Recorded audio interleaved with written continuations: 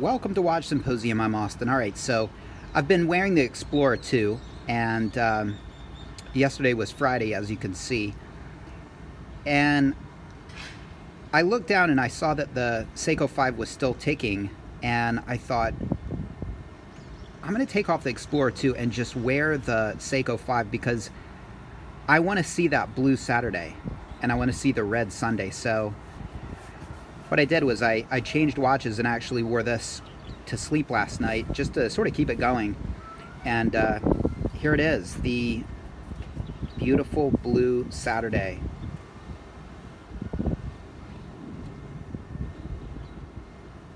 So I changed out the Seiko 5 for the Explorer 2. I definitely want a Rolex on. I'm taking my daughter to swimming lessons today, right? So she has a swimming test. Here the bus comes. Yeah. All right, get on, find a seat, okay?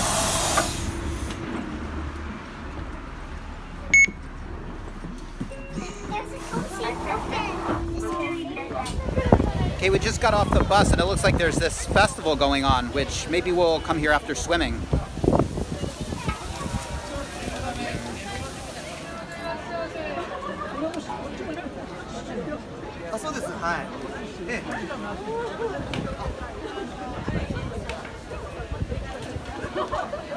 Looks like some beer festival. I see beer, sausages.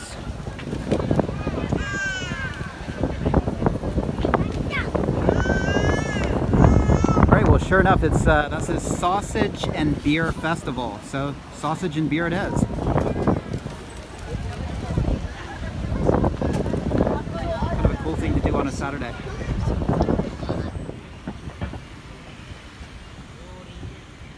Alright, so as I said, we're headed to the sports club, and in other videos I've talked about wanting to fly under the radar with your watches, and this is a place where I'm actually kind of glad to have that Off Factor on my watch. Why? Well, okay, so there are a lot of kids swimming, and the observation area gets pretty packed with parents. And it's somewhat of a competitive atmosphere to get a seat.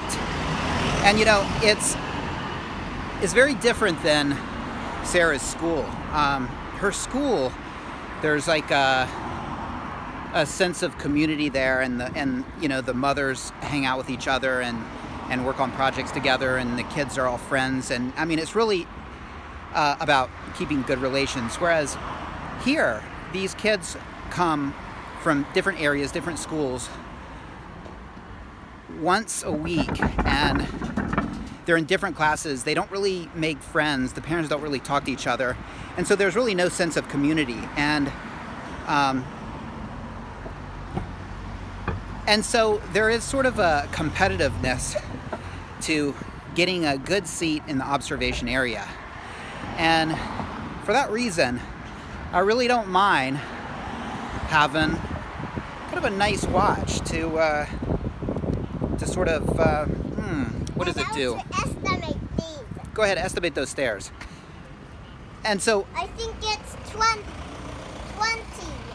I taught her about estimating the other day, and so she's estimating 21. Okay, so count and see. 1, 2, 3, Well, anyway, 5, 6, 7, 8, 9, it's just 11, 12, I don't mind having something a little F off for this. You know, show you know, perhaps I'm a man of means. I don't know. Just, you know, I don't mind. 32? So you estimated 21, right? Yeah. So you're off about by what, 11? That's okay. It was a good estimate anyway. It was 21. Yeah, that was 41. Well, anyway, I just, perhaps it's the watch gives me a little bit more confidence, you know? You've got a Rolex, a good expensive watch, and it gives you that little bit of confidence, more so than you know, as much as you like at a $40 pre-owned Seiko 5. So I certainly don't mind the F-off factor of this, where we're going. Perhaps it says, get out of the way. Give me a good seat in this observation area. I want to watch my daughter. I do like steel pieces. I think gold or two-tone is just a little too over the top for me. You know, this watch says Rolex, whereas two-tone gold piece screams Rolex, you know, and it's just a little over the top. I like something a little more low-key. But anyway, the whole point I'm making here is I don't care about flying under the radar. I'm very glad to have a hard-hitting, you know, I'm a man to be messed with kind of watch for where we're going right now. Look, I'm totally overblowing it. If other parents could hear me, they'd say, hey, it's totally like it's fine. I mean, it's not a competitive atmosphere at all. I'm probably reading too much into it, but it is somewhat stressful getting a seat to watch your child, because there's there are classes before us, there's our class, and there's classes afterwards, and so you know you have parents just hovering around, swooping in on empty seats, and there is a competitive nature to it, and having a watch that says "Get out of my way" is not a bad thing, perhaps. Well, slow and steady wins the race, right?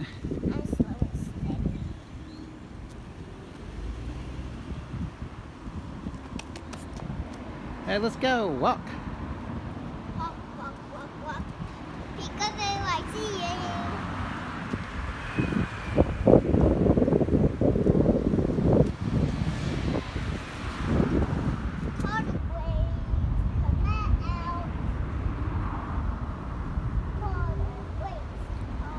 You think there are tardigrades in there? Yes. What else do you call tardigrades? Bottle bears. Yeah. Whee! All right, so all done with swimming. How did you do today? Good. You did a really good job. Ironic. My daughter's been swimming for over a year. I've always gotten a seat, except for today. I might as well have been wearing a Planet Ocean from the 100 yen store. Didn't quite tell people to clear out. Actually, in all fairness, I did get a seat, but her class, unlike last week, was at the opposite side of the pool, so I chose to give up my seat, walk over to the other side of the pool, other side of the observation area that overlooks the opposite end of the 25-meter pool, so I could see her. I could have kept my seat, but I wouldn't have been able to see my daughter swim, so anyway, but still great to have it. And as I sat there for stood there for 45 minutes, I at least you know, could do so with a nice watch. Did you find any treasure? Are you looking for treasure? I haven't found any. I haven't. All right, so while my daughter is treasure hunting, I thought we could just take a look at some details of this watch. Just check out the crown. Check out the solid end links.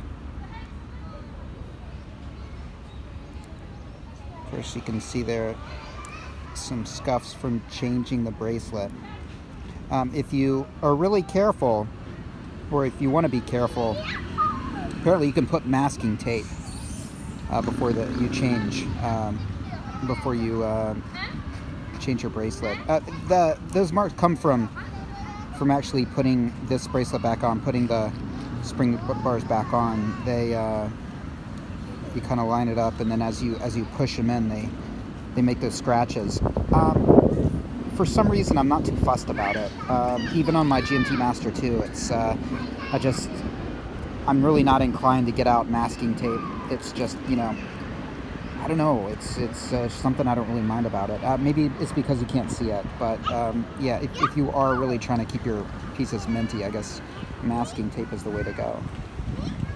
Fool's case there. We're just randomly looking at some things, just details that you might have never noticed.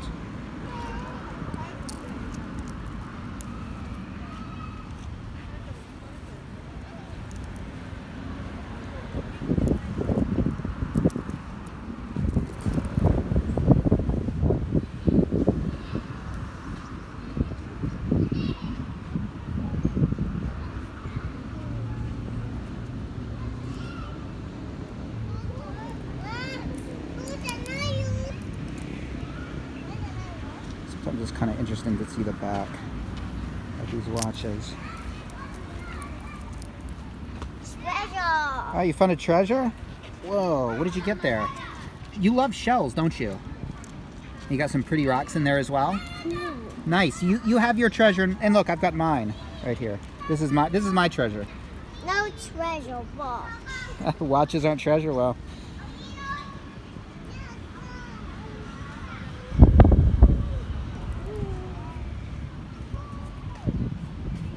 Alright, well, just a little bit of watch porn there. Alright. Okay guys, so I'll leave you with this. This is an advertisement that comes in these free papers that we get in the mail. And you can see that this is an advertisement for kind of like a pawn shop, but they only buy stuff. And so they'll buy stuff and then I guess they'll sell it to Jack Road or, you know, some of these gray market secondhand watch shops in, say, Nakano or you know, other areas of Tokyo. And you can see that they'll buy 24 karat gold for about 50 bucks a gram.